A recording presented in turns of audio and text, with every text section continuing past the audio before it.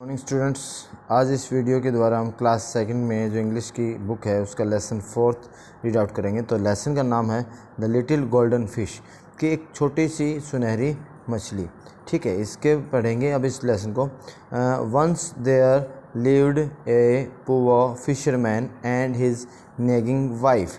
देखिए, वंस मतलब एक बार, देर मतलब वहाँ लिव्ड रहता था एक पुअर फिशरमैन मतलब गरीब मछुआरा, and his nagging wife. Nagging wife होता है जो बात पे नुक्ताचीनी करने वाली, मतलब हर बात पे चिड़चिड़ा, जिसका स्वभाव चिड़चिड़ापन हो या हर बात को नुक्ताचीनी करे, वो रहता था। मतलब उसके एक मछुआरा और उसकी पत्नी रहते थे। वन डे, एक दिन, the fisherman went to the C.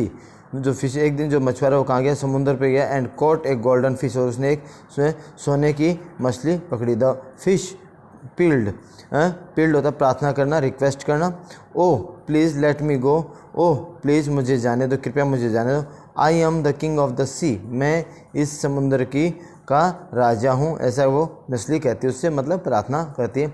I can grant you any wish, मैं तुम्हारी कोई भी इच्छा पूरी कर सकता हूँ या कर सकती हूँ, ऐसा उसने कहा।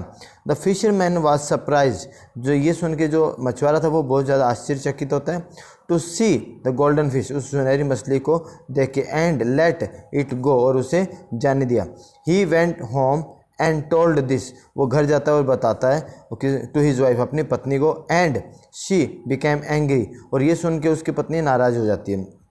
सी सैड, वो कहती, क्या कहती, यू फूल, तुम मूर्ख हो। You should have ask for a new bathtub, तुम्हें उससे नया बाथटब पूछना चाहिए था, उसके नए बाथटब के बारे में उससे पूछना चाहिए था। Haven't you seen how bad our old one, क्या तुम्हें देखा नहीं कि हमारा जो पुराना बाथटब है वो कितना बुरा है या कितना पुराना है।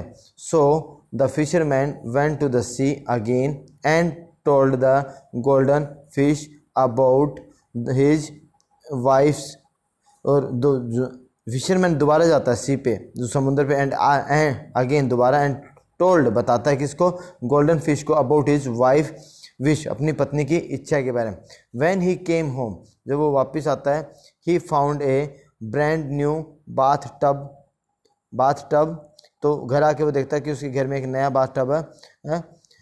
But the greedy wife was not happy, लेकिन उसकी जो पत्नी थी वो खुश नहीं थी। ग्रीडी होता है लालची, उसकी जो पत्नी थी वो खुश नहीं थी। शी ऑर्डर्ड, वो आदेश करती है या कि दोबारा कहती है, go to the fish again, उस मछली के पास दोबारा जाओ, and ask him for a big house now, अभी जाओ और एक नया बड़ा घर की उससे इच्छा करो। The fisher was scared of his wife, जो फिशर मछुआरा था वो वाज स्केर्ड डरता था या डरा हुआ था, ऑफ हिज वाइफ, अपनी पत्नी से।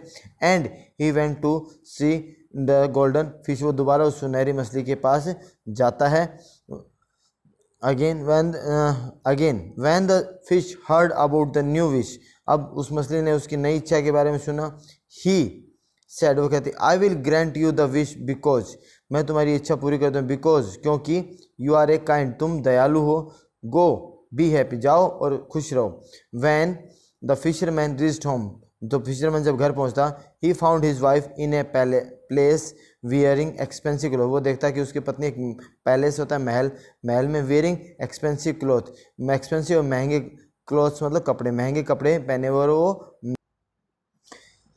But the ungrateful wife was still not satisfied, लेकिन उसकी जो लालची पत्नी, अनग्रेटफुल होता है जो कभी खुश नहीं होने वाला, wife was still not satisfied, वो अभी भी संतुष्ट नहीं थी। एंड ऑर्डर्ड, और कहती है, गो एंड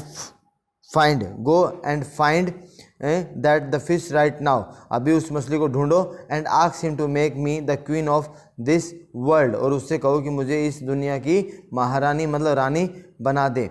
गो, ऐसा कहती है, गो। द विटलेस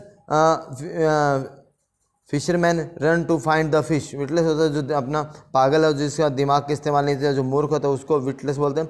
फिशरमैन, वो मछुआरा जो है, run to find the fish, वो मछली को, वो दौड़ता है मछली को ढूंढने के लिए। हाउएवर दिस टाइम, इस बार, the little golden fish did not appear, तो इस बार वो जो सुनहरी मछली वो उसे दिखाई नहीं देती या उसे प्रतीत नहीं होती, मतलब यार सामने नहीं आती। Suddenly there was a flash of lightning, लेकिन अचानक, सडनली अचानक, there was a light flash of light, जैसे आपकी बादलों में बिजली चौंकती है ना, तो बिजली की गड़गड़ाहट एक फ्लैश होता है। And A bolt of thunder, और गड़गड़ाहट होती है बादलों की। ही रैन होम, वो घर की तरफ भागता है। And found that the golden fish, देखता है कि जो golden fish had taken back all the wishes, उस सुनहरी मछली ने अपनी सारी इच्छाएं, जो वरदान थे वो वापस ले लिए।